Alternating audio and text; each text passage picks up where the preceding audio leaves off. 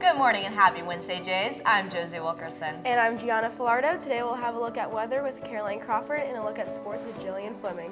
All of this and so much more coming up next. This is KLHS.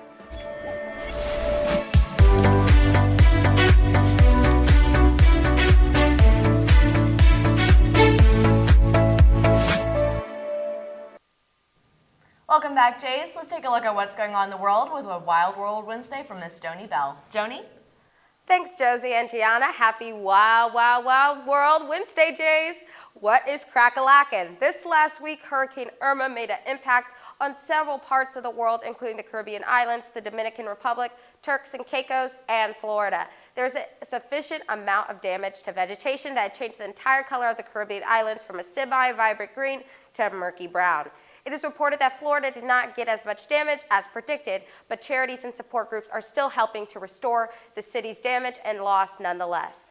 Another tragedy happened just last night when Edith Windsor died at age 88. She was responsible for the legal fight that led to the Supreme Court ruling to legalize same-sex marriage nationwide. The LGBTQ community and more have her family in their prayers.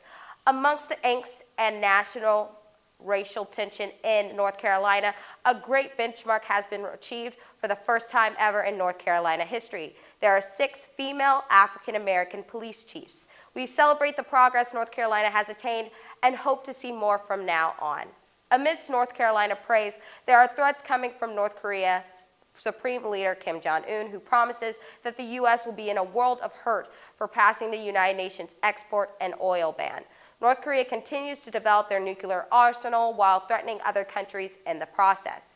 These hardcore sanctions are one of the last steps taken to hopefully disarm North Korea, or else President Donald Trump says the isolated country will be under a reign of fire and fury the world has never seen before. This has been a significant week for the president, although President Donald Trump has appointed Hope Hicks as his permanent White House communications director.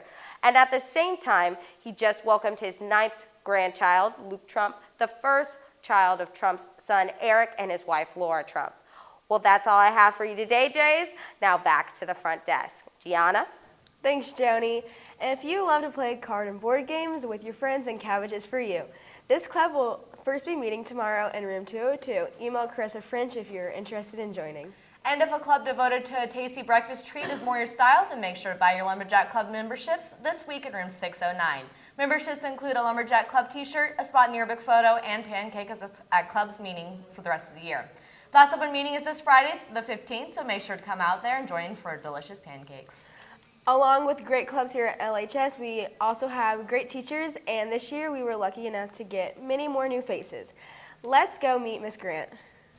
Hi, my name is Sabrina Grant, and I've been with Liberty Public Schools since 2009, but this is my first year at Liberty High School, and I have to admit, I love the staff, love the students, and everything that goes on.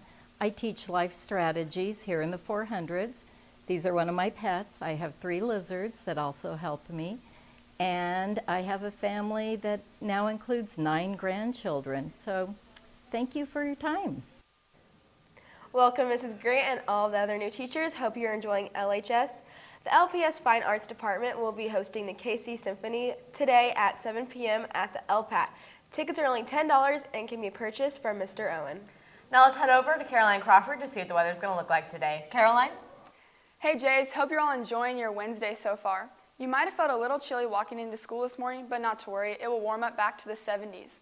We should have a high of 84 and a low of 62. By the time you're exiting school, it should be around 82 degrees with warm, sunny skies. Tomorrow, we should also have clear, sunny skies with a high of 86 and a low of 64. And in worldwide weather news, you might have heard of Hurricane Irma over the past few weeks. It recently hit the Florida Keys this past Monday, causing severe flooding and chaos. The hurricane was scaled to be the first Category 4 landfall since 2004 in Florida. So far, 17 lives have been taken by this deadly hurricane. We pray and hope the best for those in Florida. A previous hurricane, Hurricane Harvey, also hit Houston, Texas, causing disaster. Houston Texans defensive end J.J. Watt helped raise over $20 million in effort to rebuild Houston. The NFL and U.S. government has reportedly helped raise money for Hurricane Irma as well. And speaking of sports, let's head over to Jillian with more on Blue Jay Athletics. Jillian? Thanks, Caroline. Hey, Jays. Last night was a very successful evening for LHS athletics. The Lady Jays volleyball team beat Park Hill South in 2 sets, 25-18 and 25-17. Their next match is Thursday against Raytown.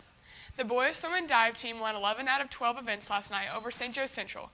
Individual winners were Noah Witzke, 200 free and 100 breast, Cameron Murphy, 200 individual medley and 100 free, Sam Code, 50 free and 100 fly, Logan Bruns, 100 back, and Isaac Lech, 1 diving.